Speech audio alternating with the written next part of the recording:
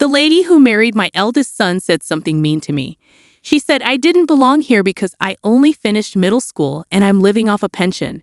She made me really angry. But before I could respond, my second son's wife interrupted, looking worried.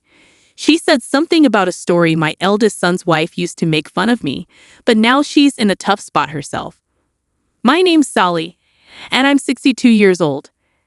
I've lived a simple life since finishing middle school. I worked hard to raise my kids after my husband died 5 years ago. I've managed to stay healthy with support from others. I'm still doing some work my husband used to do, and though there are some issues, overall, I'm content. But something's been bothering me. Hey there, I've got a delivery for you, I say to the delivery person at my door. They handed me a single sealed envelope and a beautiful bouquet of flowers. The card on the flowers read, "Happy Birthday," signed by my second son, Tyler. It was a surprise because I'd never received anything like this before. Back when Tyler was single, his now wife Ariana probably took care of such things. Tyler's a laid-back guy, while Ariana is more organized and thoughtful. They live about an hour away, but they visit occasionally to check in and invite me on trips with them. I called Ariana to thank her, and she sounded happy, saying, "Happy birthday! I heard you like flowers. Take care, and I can't wait to see you again." Ariana's such a great wife, almost too good for Tyler. But then there's the other letter from my eldest son, Tom.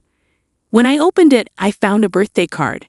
Tom, who got married before Tyler, isn't the type to do something like this on his own, so it must have been his wife, Mary, who sent it.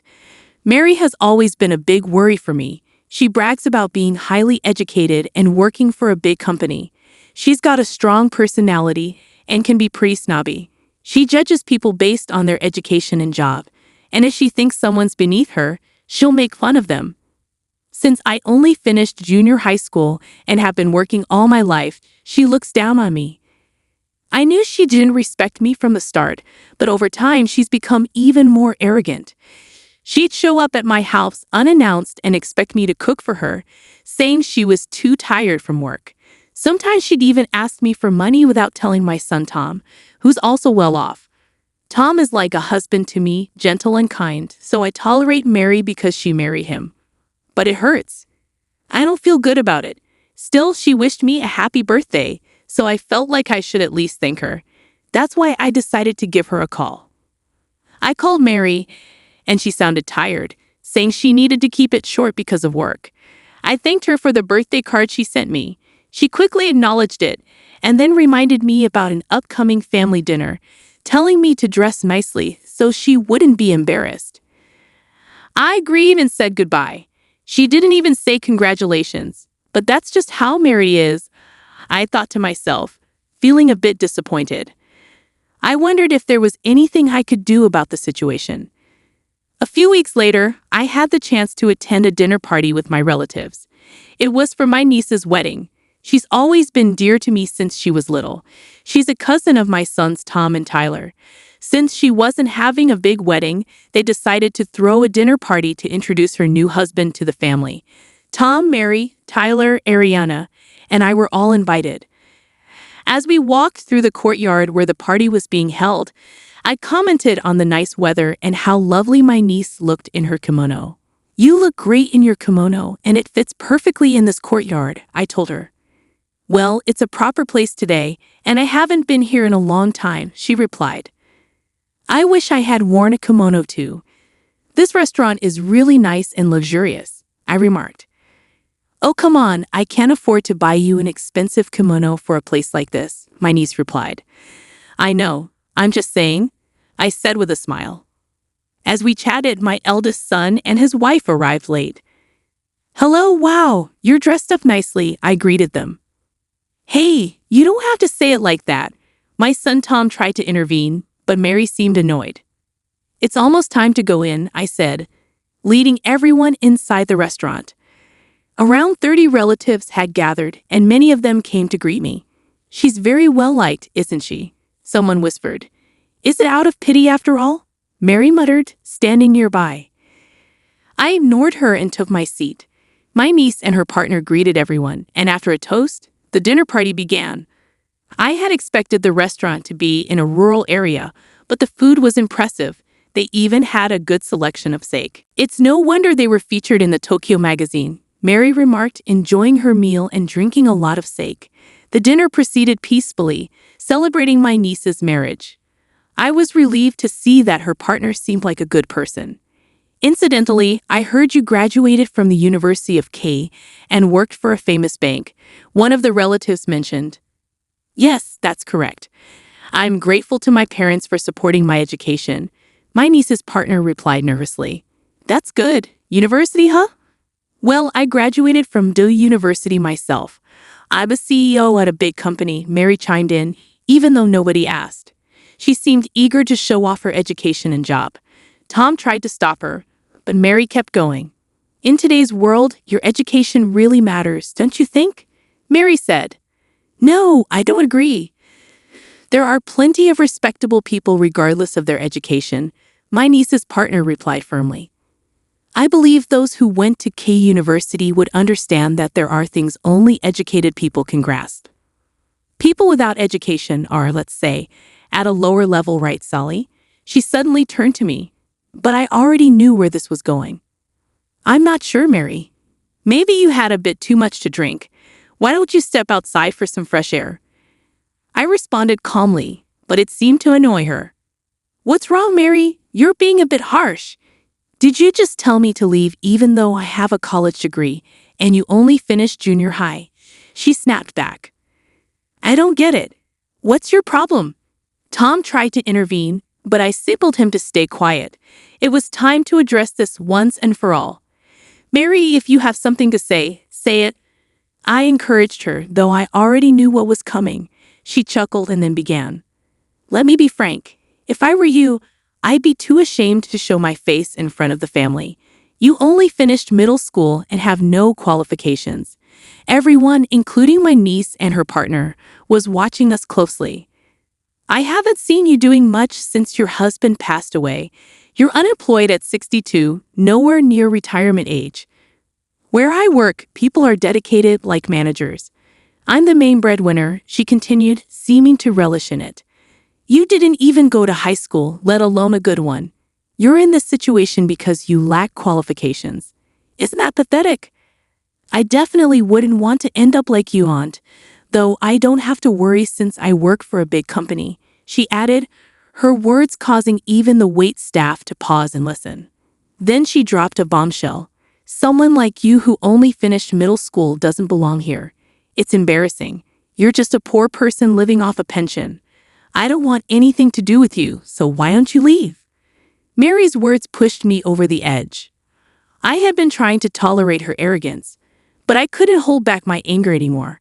My nose twitched, and I fought back tears.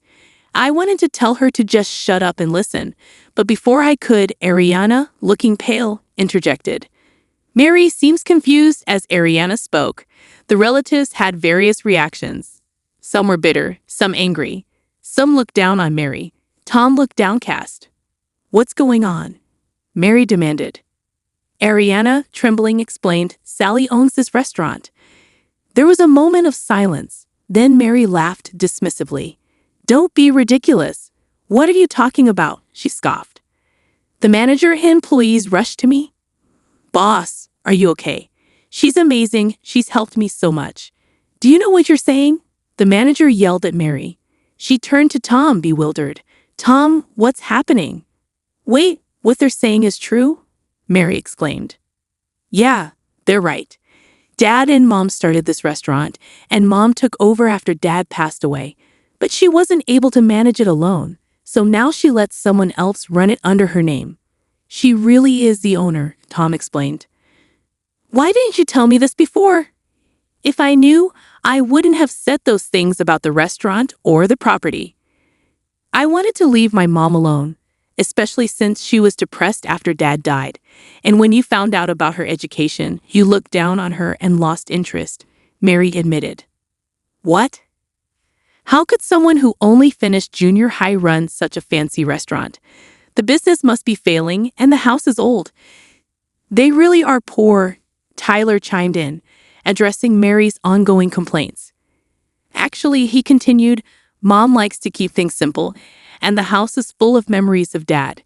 She owns a condo near the station and other properties she and Dad bought together. Honestly, I think she earns more than you do. What? This is ridiculous. You're just a middle school graduate. Stop talking, Mary retorted angrily. Suddenly, a calm voice broke through the tension. It was a man who looked around my age, dressed sharply in a suit. "What's going on here?" he asked calmly.